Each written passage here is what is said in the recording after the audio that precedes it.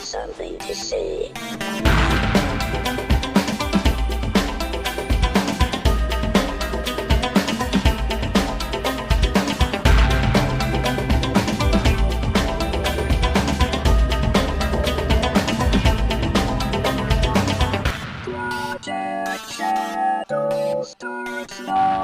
Hello everyone, how are you doing today? My name's Charlie, and welcome to Project Shadow.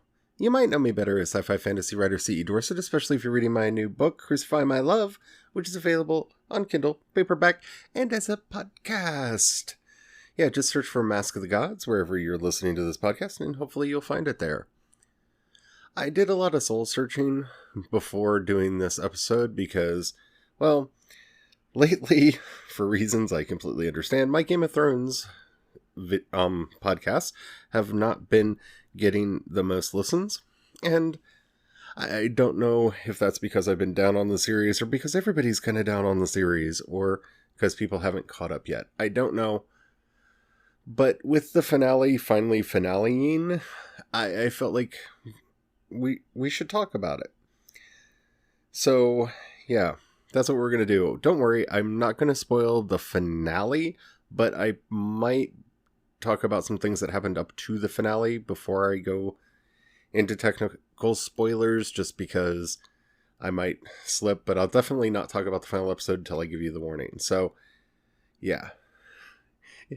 If you haven't already, before we get started, and you are able to rate either this episode or the podcast in general, please do so. That helps me out a lot, especially if you're listening in Apple Podcasts or iTunes. It tells the algorithm to share the podcast with more people. So please, if you can, leave a review. Say hey. That would be awesome. And also, if you're listening for the first time, don't forget to follow, subscribe, and all that jazz. Okay. This episode's a little late coming out, and that's kind of becoming a Monday tradition, and I'm sorry about that. But after we watched the series finale last night, Brian and I spent most of the night talking about it, and actually have spent most of today talking about it, trying to see how we feel about the series, how it ended, and how the ending that they chose affected how we feel about the series as a whole. And I'm pretty sure I've said this on the podcast, but I don't think there ever was a good way to end Game of Thrones. A way that would have satisfied the majority of people. It's a wonderful series that had too many characters, too many plot lines, and too many competing ambitions for it to ever really have a satisfying ending. People would have been upset no matter what happened. So that's the first thing I think we need to lay aside when talking about Game of Thrones. I think that's one of the reasons why Winds of Winter is been delayed as long as it has. I think it's twofold. I think the publisher saw how the public reacted to certain elements that were in that book that appeared in this TV series and are forcing rewrites. Yeah, this personal opinion, I can't prove that for anything, but we've known for a while that Gurr had turned in a manuscript, and it was a huge manuscript. It doesn't take this long to cut a manuscript down. They are doing major structural changes to the story, and that's one of the reasons why it's taking so long. But I just don't think that there is a satisfying ending to a story this big. I also think that they didn't do the best job writing. But one of the things that, if you've kind of checked out of Game of Thrones because of how this season went, the last episode is worth watching. Some of the most beautiful, breathtaking scenes in the entire series are in this final episode, as well as some of the slowest, longest silent cuts that are in the episode. They're fine, and we'll talk about that more in spoilers, but it is a mixed bag of everything that Game of Thrones is, but I feel like this is the episode that all the money went into. Drogon is so beautifully, lovingly, and wonderfully rendered in this episode that I really feel like more than any other episode of Game of Thrones, it felt like there was a dragon on the set. And that moved me. And one other CG element that I can't talk about till we get to spoilers, but since Drogon was in the series up to this point, I feel like it's not a spoiler to say that Drogon is in this episode. But the biggest problem that Game of Thrones Season 8 has had is that the events feel unearned. And this episode, more than any, the end, the way they actually resolved the series, felt so unearned and so just not even scripted. And that's the problem that I have. One of the things that I said to Brian last night that has just stuck with me is I feel like they were writing the series as it was being produced and didn't take time to write all 6 episodes and try to figure out what they were going to do. And after the big twist in last week's episode, they realized that people are not going to be happy, and so spent so much time in this episode justifying what happened in the previous one, when if they had all 6 episodes written ahead of time, you would think, as adept as they've been at showing why things happen, like why did the red wedding happen, or the purple wedding, or any of the why did Ned Stark have to die? You know, they did such a good job setting those things up in the story. And I'm not going to give the out that a lot of people are giving, well, that those were based on the books, and the problem is that they went past the books, and that's where the problem lies. No, they were still adapting the story. So it was, well, especially with like the Red Wedding, they changed so much from the books as to what led up to that could have really felt strange, bizarre, and out of nowhere, like a lot of Season 8 did. But knowing that that was coming, they really laid the groundwork and set it up. I don't feel like that same care and concern was done for this season, and that's a huge problem. I don't know if this has changed how I felt about the series as a whole. And that's kind of what worries me the most. I mean, I want to give it some time to kind of settle down, because it's too soon to do it yet. But there's a part of me that wants to do a rewatch and just watch the whole thing through from start to finish. And while I don't think that will change how I feel about the end, that it was terrible, mediocre, and oh, fine. This is kind of where I lay at the end. But I'm really curious how this is going to change how I view all of these characters in a rewatch. Because knowing how they end up, knowing what happens to Bran and Sansa and Jon and Dany and Grey Worm and Missandei and, you know, the Hound and Cersei, I don't think that it will be possible to watch the series again without this season coloring my view of the series that came before. And that worries me, because I really loved Game of Thrones. And I don't know if I still will.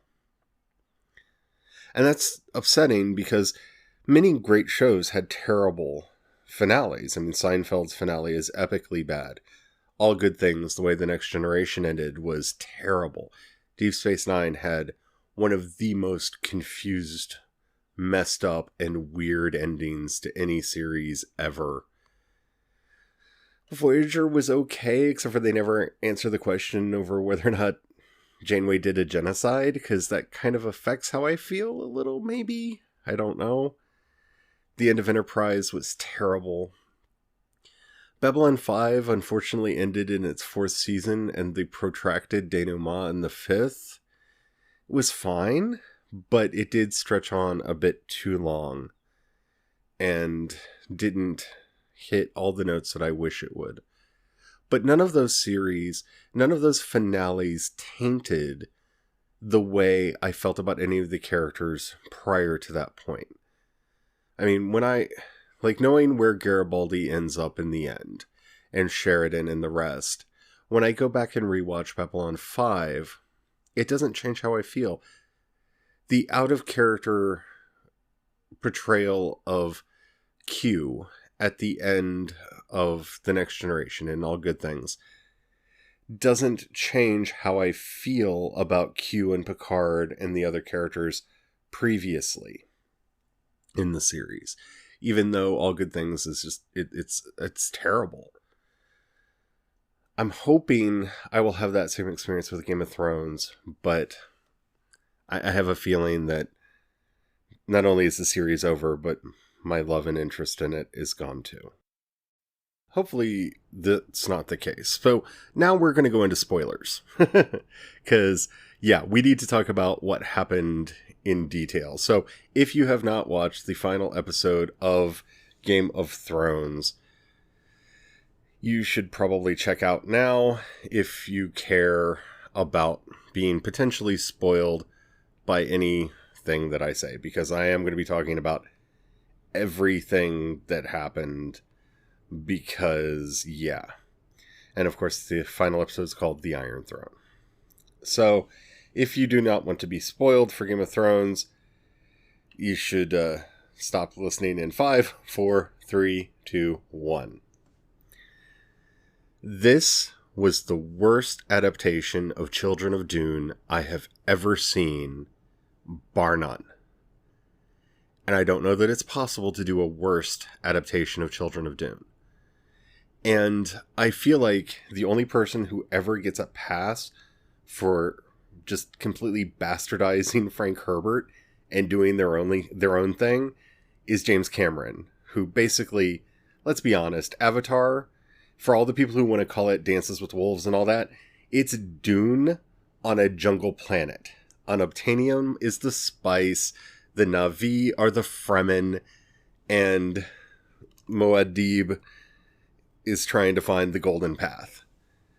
And you have like analogs for Lady Jessica and everybody. Like the only character that doesn't have an analog is Alia, because she's just a little kid in the story. So, and kind of the Turok is kind of like her in a way, because she's scary and all that. But man, that's the thing that bothered me the most, is when we get to the end, it's the plot of Children of Dune.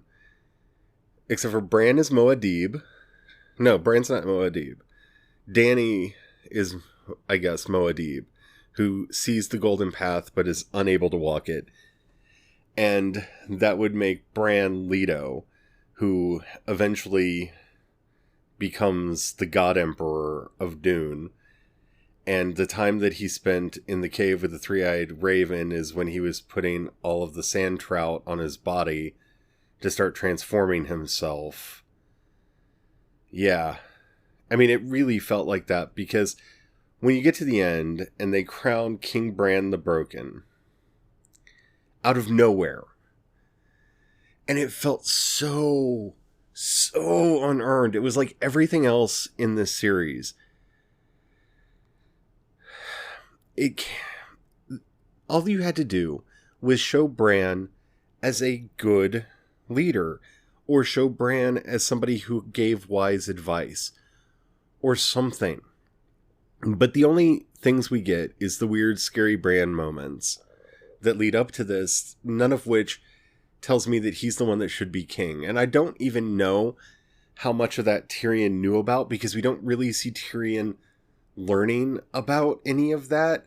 So the fact that Tyrion had weeks in a prison cell to think about it and realize that the God Emperor of Dune needs to be the God Emperor of Dune so that he can do whatever it is that he do for reasons that are reasons because reasons.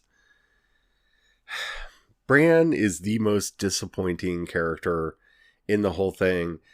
And it's even more frustrating because he's the only major character, especially he's the only major character who is apparently so vitally important that he becomes King Bran the Broken at the end. Yet he's the character that they felt okay with skipping an entire season where Bran doesn't appear at all when he's actually studying with the Three-Eyed Raven, when we could have learned what that means and why that's important and why he is apparently the most powerful thing on the planet who can't do anything to help anybody except for sit and stare annoyingly. Okay, so I'm fine with that. This is how you square the circle. Dany doesn't get to be king, doesn't get to be queen. Jon doesn't get to be king. The way Jon killed Dany, whatever, it was going to happen one way or the other. I have to say, though, like, the dragon was the best part of this entire episode. When Dany lands in King's Landing at the very beginning of the episode, and as she's walking down, Drogon spreads his wings out and jumps into the air, and for a second, it looks like she has dark wings. That was one of the most beautiful shots I've ever seen on Game of Thrones. And it was haunting, and it was wonderful. And watching Drogon's reaction to Dany's murder was a way too late acknowledgement that the dragons are more than animals. He understood. Like, they demonstrated, like, in the best, most beautifully done scene this season, they were able to so eloquently show that Drogon realized that that stupid chair lost him his entire family. Viserys died, Rhaegal died, and now Dany. And he takes out his rage on the chair instead of Jon Snow. And you can see the pathos in his eyes, and he was so beautifully rendered, and it was such a powerful and wonderful scene. And he picks Dany up and he flies off over the sea. And it was so well done. Like, I have to give them props for that. That was really good. Everything that came before that was slow and expositional and boring. And most of what happened after that was slow and expositional and boring. Now, the scene with Tyrion and Jon, where he basically convinces Jon to do it, that wasn't bad. Peter Dinklage did a really good job there. Kit Harington did a very good job. The words weren't that good, but I can't blame the writing on them. They delivered them well. But, yeah. The end. Okay, so Bran becomes the king of the Six Kingdoms, and Sansa gets to become the Queen of the North with the worst designed crown of any of the crowns, and we've seen quite a few crowns in Game of Thrones. I really did not enjoy her crown. Jon gets sent to the Wall, where apparently the Free Folk have just been waiting for him, because a lot of, like, months have passed since they went south, and they were already, I guess maybe they got word to them and he came south for Jon. I mean, Bran could have done that. Like, when he gets there and Tormund's just waiting for him, and he and a bunch of free folk just start heading up to the north, and we see the blade of grass peeking up through the snow, and it's poetic, and it's nice end for Jon, who would probably be happier with the free folk in the real north. But yeah, it's a strange ending, because, I mean, I guess Grey Worm's really the only one that they had to worry about finding out about that and getting upset. It's nice that he kept his word to Missandei and left for Narth. I don't know. Like, I think this ending was the best they could have done with the mess that they had to try to clean up. And I think that's true for the entire season. I don't know that there was a good way to pull this off. A satisfying way to pull this off. I keep trying to do the calculations in my head, and every time it comes out like it did. Maybe different people winning, losing, and living and dying and whatnot, but none of those permutations feel good or feel right. And I don't want to blame all of that on Dan and Dave, but man, you know, they were given 6 episodes that could have been as long as they wanted. They really could have and should have given us 6 mini movies like we would get in a series of Sherlock that helped us through this process, shown us Dani going ruthless, because when she talks to John, she's not crazy, she's not the Mad Queen. Like, they weren't lying about that. She's just evil now, apparently. And I know that they're trying to go for the morally gray and nobody's really good and nobody's really bad and blah, blah, blah crap. But, yeah. So Game of Thrones is over. And I put up a link over on my Twitter last night asking for people to leave voice messages about what they thought. And nobody did. And I think that that's oddly telling. So if you have anything, just go to the show notes and click the voice message and leave me one. Because I really would like to know what other people are thinking. Please keep it clean so I can use it on the show. But yeah. Oh man. Anyway, thank you for listening. If you haven't already, please rate this podcast. It really does help out a lot. If you've got a buck or two you can throw my way, also in the show notes, you'll see a link to the community support page. If you click that, you can join the project at the $1, $5, or $10 a month levels. That money helps me do everything that I do, especially since in late June, early July, everything that I'm leaving Kindle Unlimited, and so most of my money will come from this podcast. So thank you to everybody who gives, and if you don't have the money, don't feel pressured. That's fine. I understand that. But if you know anybody you think might like this podcast, please share it with them. That helps out a lot. You can follow me on Twitter. I'm CE Dorset on Twitter and Instagram. You can find links to everything that I do at projectshadow.com. Anywho, yeah. Game of Thrones is over. Meh. But we'll talk about something different next time. And until then, don't forget, have the fun. Bye.